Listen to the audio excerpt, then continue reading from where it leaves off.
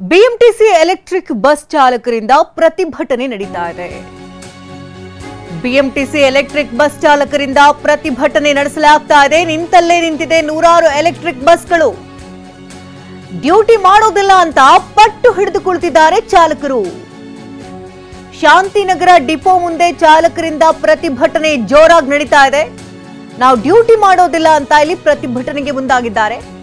ಕಾರಣ ಇಷ್ಟೇ, ಸರಿಯಾಗಿ ಸಂಬಳ ಕೊಡ್ತಾ ಇಲ್ಲ ಅಂತ ಆರೋಪವನ್ನ ಮಾಡ್ತಾ ಇಲ್ಲಿ ಪ್ರತಿಭಟನೆಯನ್ನ ಮಾಡ್ತಾ ಇರುವಂತದ್ದು. ಹೇಳಿದ 26,000 ಕೊಡ್ತಾ ಇರೋದು ನೋಡಿದ್ರೆ 18,000 ಸಂಬಳ. ಪಿಎಫ್ಗೆ ಅಂತ ಹಣ ಕಟ್ ಮಾಡ್ತಾ ಇದ್ದಾರೆ. ಆದ್ರೆ ಪಿಎಫ್ಗೆ ನಮ್ಮ ಹಣವನ್ನ ಪಾವತಿ ಮಾಡಿಲ್ಲ ಅಂತ ಆಕ್ರೋಶವನ್ನು ವ್ಯಕ್ತಪಡಿಸಿದ್ದಾರೆ. ಟಾಟಾ ಕಂಪನಿಯಲ್ಲಿ ಡ್ರೈವರ್ ಕೆಲಸ ಅಂತ ಹೇಳಿದ್ರು, ಯಾವುದೋ ಆರ್ಯ ಕಂಪನಿಯಲ್ಲಿ ಕೆಲಸವನ್ನ ನೀಡಿದ್ದಾರೆ. ವಸತಿ ನೀಡ್ತೀವಿ ಅಂತ ಕೆಲಸಕ್ಕೆ ಸೇರಿಸಿಕೊಂಡ್ರು, ಆದ್ರೆ ಇಲ್ಲಿ ಕುಡಿಯೋಕೆ ನೀರಿಲ್ಲ, ಶೌಚಾಲಯ ಕೂಡ ಇಲ್ಲ, ವಸತಿ ವ್ಯವಸ್ಥೆಯೂ ಇಲ್ಲ ಅಂತ ಚಾಲಕರು ತಮ್ಮ ಆಕ್ರೋಶವನ್ನು ವ್ಯಕ್ತಪಡಿಸ್ತಾ ಇದ್ದಾರೆ. ಹೇಮರಾಜ್ ಕೇಜ್ ಕಲ್ಚರ್ ಮೀನು ಕೃಷಿಯಲ್ಲಿ 1 ಕೆಜಿನಿಂದ 3.5 ಲಕ್ಷ ಗಳಿಸುತ್ತಿದ್ದಾರೆ. ನೀವು ಕೂಡ ಅವರಿಂದ ಕಲಿಬೇಕಾ? ಅವ್ರ ಜೊತೆ ವಿಡಿಯೋ ಕಾಲ್ ನಲ್ಲಿ ಮಾತಾಡಬೇಕಾ? ಈಗಲೇ ಫ್ರೀಡಮ್ ಆಪ್ ಡೌನ್ಲೋಡ್ ಮಾಡಿ. ಸ್ಟಾರ್ಟಿಂಗ್ ಹೇಳಿದ್ರೆ ಟಾಟಾದವರು ಅಂತ ಹೇಳಿದ್ದಾರೆ. ಟಾಟಾದವರು ಅವ್ರ ಅಪಾಯಿಂಟ್ಮೆಂಟ್ ಮಾಡ್ಕೊಂಬ್ಲಿಲ್ಲ. ಇವ್ರು ಆರ್ಯದವ್ರು ಬಂದು ಅದ್ರಾಗ ಟೈಅಪ್ ಆಗಿದ್ದಾರೆ. ಟೈಅಪ್ ಆಗಿರೋದು ಇವರು ಅವ್ರು ಕೊಡ್ತಾ ಇರೋ ಸಂಬಳ ನಾವು 36,000 ಕೊಡ್ತಾ ಇದಾರೆ ಅಂತೆ. ಅದ್ರಾಗ ಎಲ್ಲ ಡಿಡಕ್ಷನ್ ಮಾಡಿ ನಮ್ಗೆ ಇದು ಈ ಮೆಸೇಜ್ ಇದು ಮಾತ್ರ 26,605 ರೂಪಾಯಿ ಮಾತ್ರ ಈ ಫೋಟೋ ಕಳ್ಸಿದ್ದಾರೆ. ಅದರನ್ನ ಸಂಬಳ ಕೊಡ್ತಾ ಇದ್ರೆ ಅಂದ್ರೆ ಅದು ಕರೆಕ್ಟಾಗಿ ಕೊಡ್ತಾ ಇಲ್ಲ. ಅದರಲ್ಲಿ ಎಲ್ಲ ಡಿಡಕ್ಷನ್ ಆಗ್ತೈತೆ. ಎಲ್ಲ ಡಿಡಕ್ಷನ್ ಆಗಿ ಈಗ ಕೈಗೆ ಬರ್ತಾ ಇರೋದು ಮಾತ್ರ 18,000 ಮಾತ್ರ ಬರ್ತಾ ಐತೆ. ಓಕೆ, ಇವತ್ತು ಎಲ್ಲರೂ ಕೂಡ ಬಸ್ ಓಡಿಸ್ತಾ ಇಲ್ವಾ? ಎಲ್ಲರೂ ನಿಂತಿದ್ದೀರಾ? ಎಲ್ಲರೂ ಏನ್ ಕಾರಣ ಇವತ್ತು ನಿಲ್ಲಿಸಿರೋದು? ಕಾರಣ ಇವತ್ತು ನಮಗೆ ಸಂಬಳ ಜಾಸ್ತಿ ಬೇಕು. ಈ ಕ್ಯಾಪಿಟಲ್ ಸಿಟಿದಲ್ಲಿ ಏನ್ ಹೇಳ್ತಿದ್ದಾರೆ ಅವರು? ಅವ್ರು ಕೇಳಿದ್ರೆ ನೀವು ಮಾಡಿದ್ರೆ ಮಾಡ್ರಿ, ಇಲ್ದಿದ್ರೆ ಬಿಡೋದ್ರಿಗಿನ ಹೋಗ್ರಿ. ಒಂದು ಡ್ರೈವರ್ಗೆ ಒಂದು ಬೆಲೆ ಇಲ್ವಾ? ನಾವು ಅವ್ರಿಗೋಸ್ಕರನೇ ಸಂಸ್ಥೆಗೆ ನಾವು ದುಡಿಮೆ ಮಾಡ್ತಾ ಇದ್ದೀವಿ. ಇಷ್ಟ ಇದ್ರೆ ಮಾಡಿ, ಇಲ್ಲಾಂದ್ರೆ ಹೊರಗಡೆ ಹೋಗಿ ಅಂದರೆ ಅದಕ್ಕೆ ಅರ್ಥ ಏನು? ಚಾಲಕನಿಗೆ ಅನ್ನೋದು ಒಂದು ಇದರಲ್ಲಿ ಇಲ್ಲಿ ಮರ್ಯಾದೆ ಇಲ್ಲ.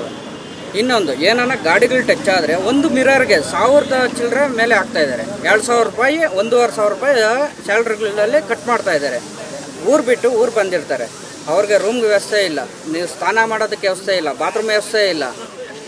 ಪ್ರತಿಯೊಂದರಲ್ಲೇನು ಅಂದ್ರೆ ಕೆಲಸಕ್ಕೆ ತೆಗೆದುಕೊಳ್ಳುವಂತ ಸಂದರ್ಭದಲ್ಲಿ ಇಲ್ಲಿ ಉಳ್ಕೊಳ್ಳಿಕ್ಕೆ ವಸತಿ ಇದೆ ಅಂತ ಹೇಳಿದ್ದಾರೆ. ಅದನ್ನು ಗೇಟಲ್ಲಿನೂ ಹಾಕಿದ್ದಾರೆ. ಏನು ಕೊಡ್ತಾ ಇಲ್ಲ, ಈಗೇನು ಕೊಡ್ತಾ ಇಲ್ಲ. ಡ್ರೈವರ್ಗಳಿಗೆ ಯಾವುದೇ ಅನುಕೂಲ ಆಗುತ್ತೆ ಏನು ಊಟ ತಿಂಡಿ ಏನು ಮಾಡ್ತಿದ್ದಾರೆ ಇಲ್ಲಿ? ಬೇರೆ ಬೇರೆ ಕಡೆಯಿಂದ ಬಂದವರು ಅಂತ ಬೇರೆ ಬೇರೆ ಬಂದಿದ್ದವರು ಹೋಟ್ಲಲ್ಲಿ ತಿಂತಾ ಇದ್ದಾರೆ. ಆ ಹೋಟ್ಲಲ್ಲಿ ತಿನ್ನೋದಕ್ಕೂ ಅವ್ರ ಹತ್ರ ದುಡ್ಡಿರಲ್ಲ ಅಕೌಂಟಲ್ಲಿ. ಬೆಂಗಳೂರಿನಲ್ಲಿ ತಡರಾತ್ರಿ ಧಾರಾಕಾರ ಮಳೆ ಸುರಿದಿದ್ದು ಪ್ರಮುಖ ರಸ್ತೆಗಳು ಜಲಾವೃತ ಆಗಿದೆ. ಇನ್ನು ವಾಹನ ಸವಾರರು ಪರದಾಟವನ್ನೇ ನಡೆಸಬೇಕಾದಂತಹ ಪರಿಸ್ಥಿತಿ ಕೂಡ ಉಂಟಾಯಿತು. ಎಲೆಕ್ಟ್ರಾನಿಕ್ ಸಿಟಿಯಲ್ಲಿ ಹೊಳೆಯಂತಾಗ್ಬಿಟ್ಟಿದೆ ರಸ್ತೆಗಳು. ಬೆಳ್ಳಂದೂರಿನಲ್ಲಿಯೂ ಕೂಡ ರಸ್ತೆ ಮೇಲೆ ನಿಂತ ಮಳೆ ನೀರು. ಸಕ್ರ ಆಸ್ಪತ್ರೆ ಹತ್ತಿರದ ರಸ್ತೆ ಜಲಾವೃತ ಆಯಿತು. ಸವಾರರು ಪರದಾಟವನ್ನೇ ನಡೆಸಬೇಕಾಯಿತು. ಇತ್ತ ಚಾಮರಾಜಪೇಟೆಯಲ್ಲಿಯೂ ಕೂಡ ಮನೆಗೆ ಮಳೆ ನೀರು ನುಗ್ಗಿದ ಪರಿಣಾಮವಾಗಿ ನೀರನ್ನು ಹೊರಹಾಕುವುದಕ್ಕೆ ಹರಸಾಹಸವನ್ನೇ ಪಡಬೇಕಾದಂತಹ ಪರಿಸ್ಥಿತಿ ಆಯಿತು.